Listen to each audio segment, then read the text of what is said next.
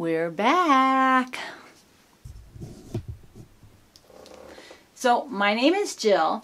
You are here in kind of a brand new place because it's time to tell a brand new story. And I wanted to do it in a little bit of a different way. And so what we're going to be doing from now on, we're going to be moving away from, as I said in the last video, that Jill in the tiny trailer story. But I've been, thinking, formulating, who do I want to be in this world, right? And it's not change. And you can see by the title what I came up with.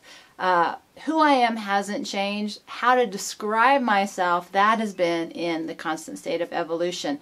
And what I want to share with you, that has been in another state of frustration and evolution. But as I promised you in the last video, I'm getting a lot closer. Now it's going to take me way more time than I wanted it to actually put all of the pieces together, but I thought we'd go ahead and get started. So this is the new story. Thought Nomad, Desert Sage, and Unquenchable Thirst. And the reason I came up with those three phrases as a way to really describe where I want this journey to go isn't, like I said, because anything is that different. I still live in a trailer. I still live in the desert. I still like to spend a lot of time alone.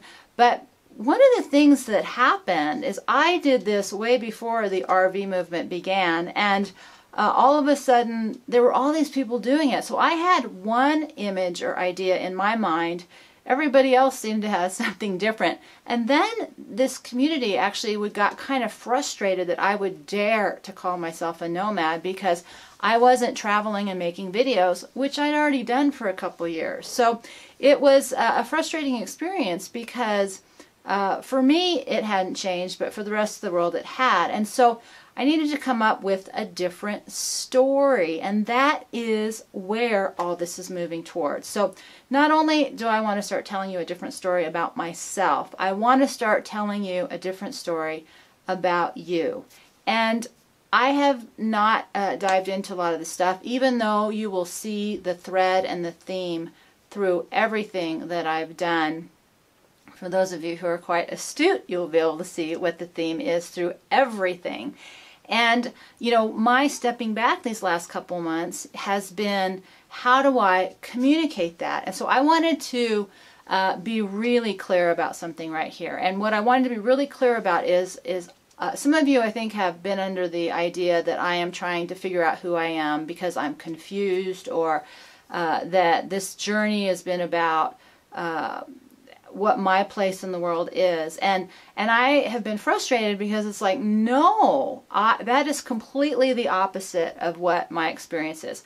I've been on a 40-year journey, for lack of a better way of saying it, in the desert, and now I am literally in the desert where it's all come together and consolidated in a way that it's finally time to do what I believe is share it. And so the words, or what I hear is, it's time to come out of the desert. And that's what this last year has really been about, me trying to come out of my own place of silence and solitude and share what I've learned and what I know to be true. And this is really important, not because it is the truth, but it is a path to the same truth we're all trying to get to. And that's what I believe. And I don't think there's any one way, there's not one right way.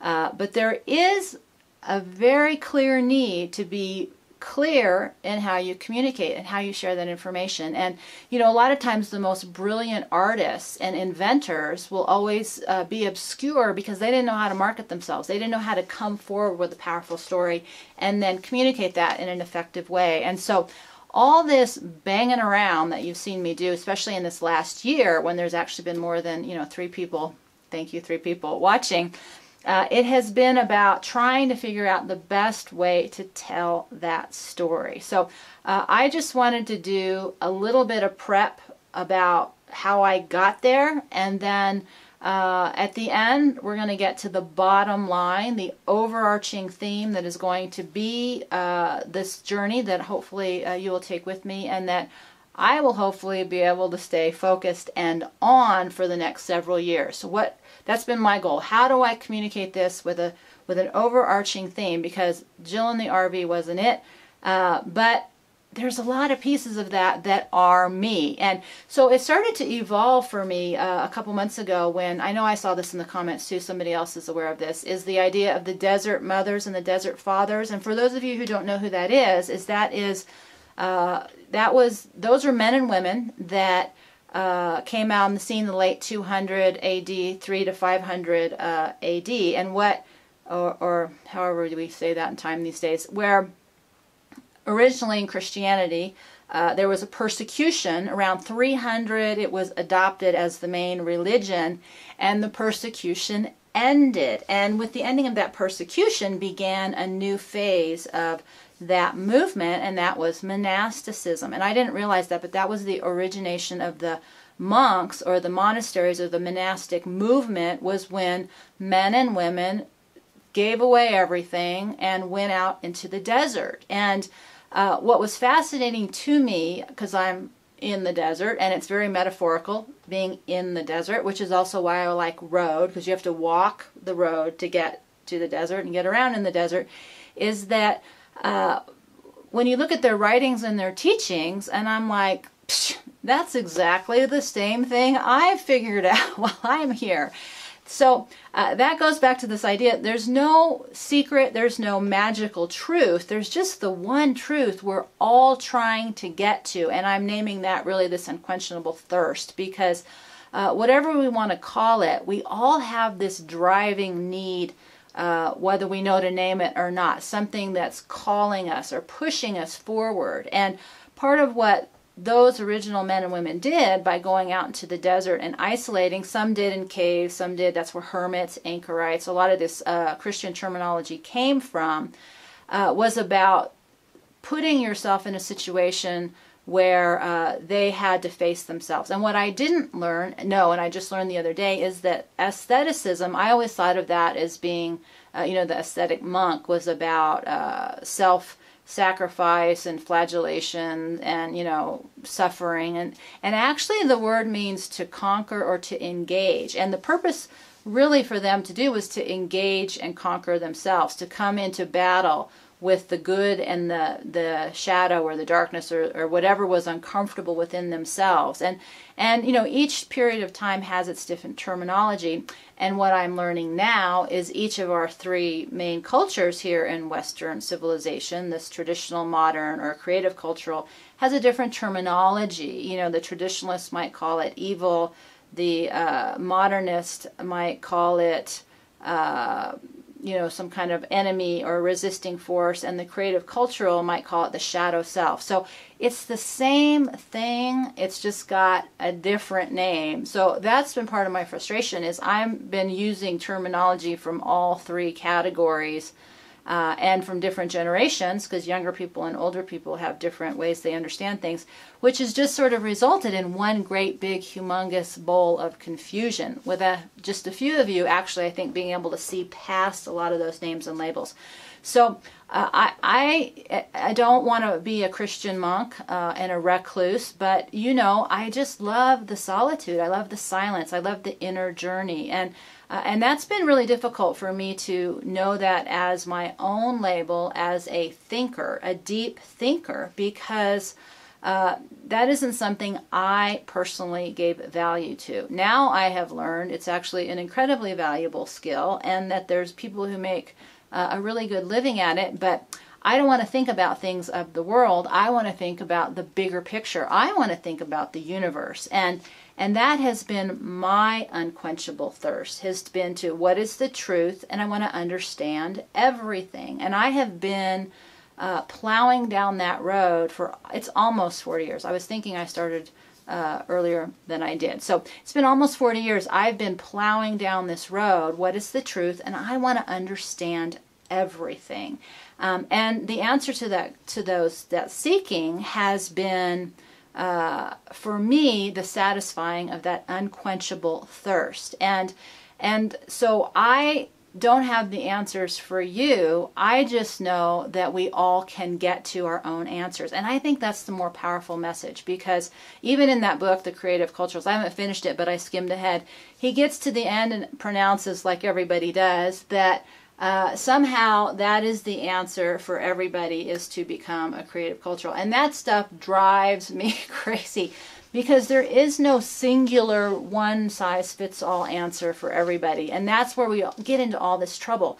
And so, you know, backing up, I'm like, I have to come up with some personal labels. I have to come up with a way to communicate in a language that people can hear me on a topic that people have some level of interest in, across cultures and across generations. That is not a small order. But I also have to be myself. And I know there's been some comments, so just be true to yourself. And I absolutely am in my personal life. It's a little bit more difficult in a public forum, because if I was totally true to myself, I would never record that. So, and there's just some, you know, basics. Like one of the things about the desert mothers and fathers is they didn't bathe. They didn't believe in taking a bath and cleaning themselves. And so I don't, even though you can't smell me through the camera, I'm not thinking that that's a really good plan. And I'm not interested in seeing how weary and worn out and dust-ridden and stinky I can get over the course of how many years I've been out here now. So that is not my goal. But I am at heart a nomad. You know, I've made many videos about this need to keep moving, this need to run away, and how even though my body's not moving, my mind never stops. And so that's when I came up with the idea, well, I'm really a thought nomad, because my body may not be moving, but my mind never stops. And you have to remember, the original idea around the nomad was someone who really moves with their work, who takes care of livestock, that is a shepherd to their herd, and they move with the herd. And that's really so much of what I'm literally doing with the cows, the sheep, the goats, that kind of thing. And figuratively, I'm doing in this virtual world. How do I find my tribe, or that I want to hang out with here in this virtual online world? And so that requires constant movement. You can't be static in this world. And so I thought nomad, that sounds just like me. Now, what is desert sage? And the reason I like that is there's just something about the imagery and the experience of these desert mothers and fathers that just resonated with me so strongly, because I'm listening to them describe their life so in alignment and so similarly to how I experience mine and the conclusions I've come to. And so, and I picked sage on purpose, and I've used that word a long time, and I've brought that up to you, especially, you know, back in the day when I was talking about being older. And, you know, one of the themes that's really come up as I'm reading this book, and that has come up with you, and that I hear you, you know, talk about quite a bit, is this feeling invisible. And there's something about getting older in Western civilization now that's seen as a negative, that there's no value, that you need to just go away, and you're a burden, you're the reason that the whole world is a problem, and now we have to blame you because you've left us in debt and you've destroyed society, whatever. And how that history of having strong, wise elders has really been lost within our culture. And the reality is that younger people aren't going to ask us to come back into that framework. And I was thinking part of you know, this experience for me has been a consolidation of all the information, all the experience. I just did a review. I was going to make a little video on it, and then I got overwhelmed. Like, how did I get here? What are all the life experiences that got me to here and now? And it makes my head want to explode. There's been so much that has happened in my life that has gotten me to this point that it could never be communicated in a small way, but it has made me so much wiser than I was when I was in my 20s. And I'm pretty sure all of you would agree. Who we were and who we are now are two very different people. And I think one of the other things that happens as we get older is we kind of split. I was calling it over 50, and I think I'll really call it over 40, because it's between that 40 and 50-year-old age frame when you start to revisit your life. If you had kids, you know, your parenting duties are starting to wind down. You've gone out into the world to try to discover yourself, and for those who are really happy, they may keep moving forward. But for a lot of people, regardless of which category that you're in, you might start asking yourself that question, you know, is this it? Is this all? Is there more? Am I missing something? You know, did I make a mistake? And that becomes a second kind of journey. That's that internal journey where we stop looking out into the world to satisfy whatever this unquenchable thirst for us is, and we start looking within. And that's, you know, I've been on that journey my whole life, but like you know, in my 20s and 30s and 40s, I was out in the world trying to make it. And when that blew up, that was the moment where I really had to step back and reevaluate, never intending, you know, for this to be my life. So it is, so that's kind of how I got to those three terms that I think best describes who I am and which story I want to tell and how I want to tell it. And so the last piece to all of this for right now, because you know, that's been the other thing, is I can't communicate 40 years of information in little tiny videos, and how, you know, we're such an instant gratification society, and how it's bigger than this forum, and I don't have all the answers to that. This is still an evolution, and that's why I liked the movie idea, because then I can take more time to invest in one question, one idea. But I wanted to have an overriding theme, and so that, for me, that overriding theme is this unquenchable thirst. And what I'm going to boil it down to is something that I said last fall, and I didn't say it consciously, and it was just something that came out without thinking about it.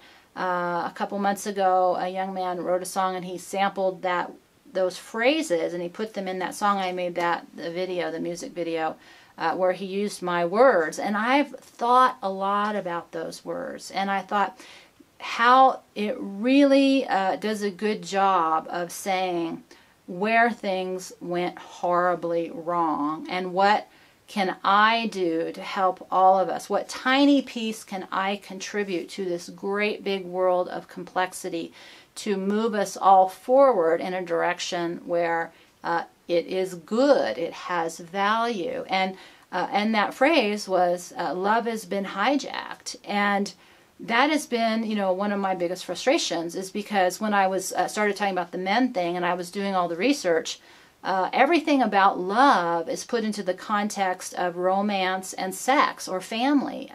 And, you know, what I've learned in this 40 years of plodding down this path is that is tiny, tiny, tiny, tiny. That love is, as I said before, and I will always say, it's the most powerful force in the universe. But it's just part of the picture. It's not the whole picture. But it's such an important part of the picture that I think that that's something that I can talk about for a long time, and in many ways, and at many levels, and in many layers. Because when you boil everything down, when you break down everybody's unquenchable thirst, it will always get to what is the love that they feel like is missing. Even the most psychopathic, sadist, crazy person, if you take the time to break it all down, that's what it becomes.